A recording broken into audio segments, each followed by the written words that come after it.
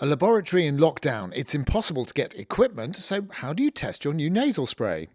We did what we do best, invent something. So we found a cardboard box. We made a cutout in the cardboard box, which allowed us to standardize the height that we were spraying onto. So very low tech, but does the job quite well.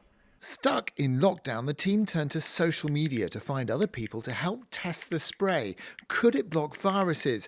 And they got a response from another department at the University of Birmingham, just across campus. The one person who responded very quickly was from about 300 metres away in the virology lab in Birmingham, a lady called Zania Stamataki.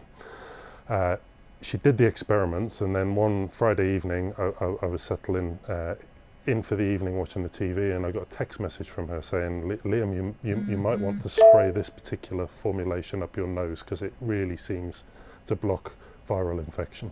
So how does this spray work then? Well, there's no active ingredient, there's no drugs. Rather, the polymers in the spray form a physical barrier inside the nose. They behave a bit like spaghetti, very clever spaghetti. So it naturally breaks apart. It allows it to spray in a nice wide distribution, but then when it's sitting there without any force acting back on it, it can go and sort of intertwine again. So you sort of spread out your spaghetti, you put it back together, and it creates that mess, and it's that mess that creates that nice thickness that keeps it lasting on the nose. And that brings us back to our cardboard box experiment. We're analysing the sprays from this new formula versus a traditional nasal spray. And the machine reveals those clever spaghetti polymers create a nice wide blob with good coverage on the left, while the normal spray has a smaller, so less effective result. Now the team are working on something else that might get up your nose: pollen and hay fever.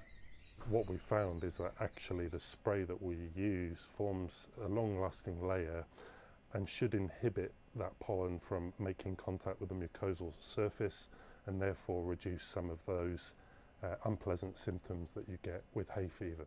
From lockdown laboratory COVID protection to the shelves of a chemist near you as a brand new hay fever treatment, potentially by the end of this year. David Gregory-Kumar, BBC Midlands Today at the University of Birmingham.